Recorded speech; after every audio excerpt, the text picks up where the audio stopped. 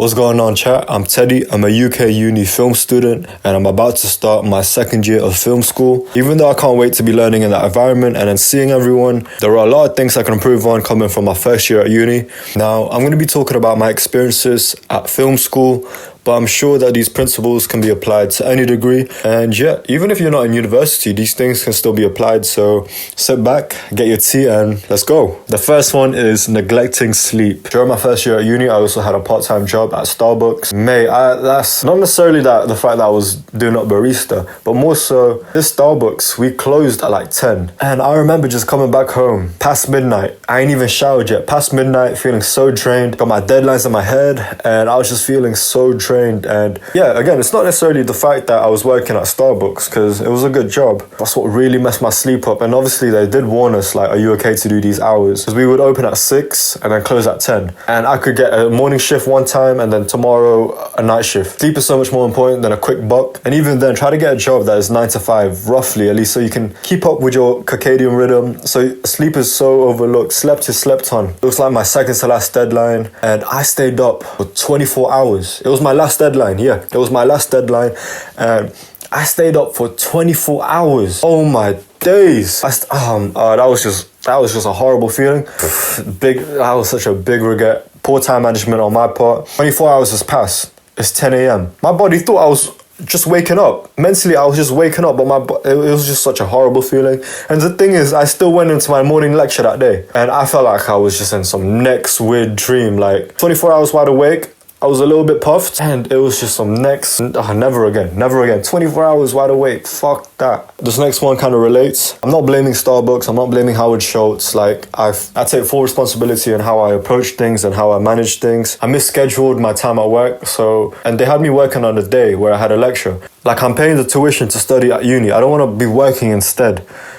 And yeah, that's just where I messed up. So just don't let your day job take a priority. I'm not saying quit your day job, because obviously, like with me, I didn't need to get a job that closed at 10 p.m. Number 3 is neglecting non-curricular reading. So we get given this reading list. Because I was given a reading list, I thought that was enough. I thought I was calm. I thought this paragraph would do me nice. I mean, I've mentioned this before, but you need to separate learning from education. Learning is not formal education. You can't just rely on what they teach you in the lectures and workshop. You need to do more than that. I know the school system's a bit messed up, that you need to do more than what they give you, but I would say that's not even just to get ahead. That's just to actually get a good learning education. Because that's what's needed to elevate yourself as a filmmaker in whatever career path you choose. You can't just rely on the baseline education that they give you, because more time is not enough. And you've heard plenty of times that people feel like they get ripped off from their degree. You don't want to get to graduation and thinking that's just going to save you. That your life starts when you get a piece of paper, which is not true. And if you have these false expectations, you're probably going to end up regretting university. So read outside of your curricular reading list. Number 4 is I did not get out of my social comfort much, or I didn't really challenge myself when it comes to socializing and putting myself out there.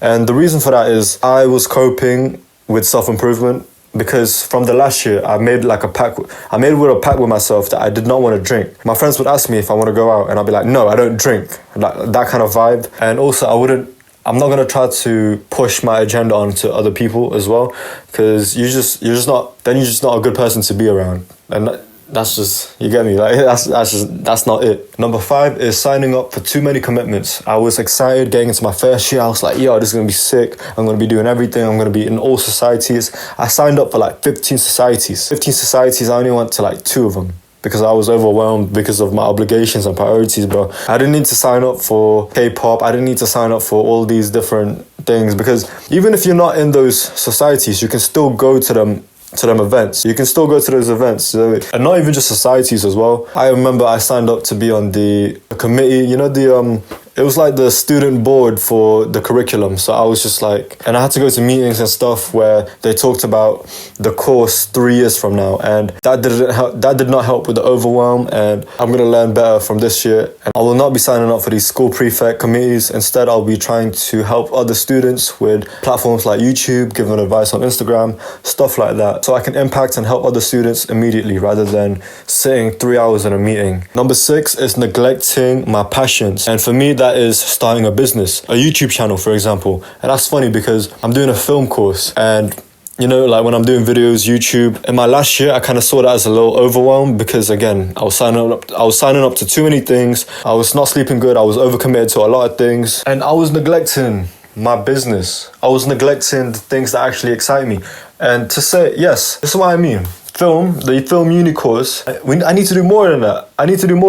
And I was but I wasn't. I was neglecting my passions, my business, my YouTube, my online streams of income. I was neglecting that because of my poor time management with the uni course, which we mentioned before. We need to do more learning than formal education. Number 7 is communication. This one is very broad and it's more of a soft skill, but it's very important. Communication, teamwork. I feel like that is more important. The fact that people actually want to work with you, the fact that you are someone who is coachable. These things go beyond your skills in film and editing. And my biggest lesson with communication in the past year was during our end of year drama project, where we were given actors a paying location, and then me and my team, we just had to produce a film. It was fairly smooth up until the editing process when, oh my days, as soon as it got to the editing process, that's when the team kind of collapsed. And it was during the editing process where the team just wasn't on the same path. We didn't know who was doing what. It was just all misaligned. And I take full responsibility. One was because I remember during like the final important week, I took a day off just to recover mentally. Yes, it's all good with my mental health and stuff, but we need to take few steps before that to make sure I don't even need a mental recovery, because as mentioned before, because I was overcommitted, I was overwhelmed with a part-time job, with the deadlines and stuff like that, with my passion projects as well. And what I didn't do is I didn't communicate to my team about who's doing the editing, who's curating the pre-edits, who's doing that, who's doing the timeline, who's doing the sound.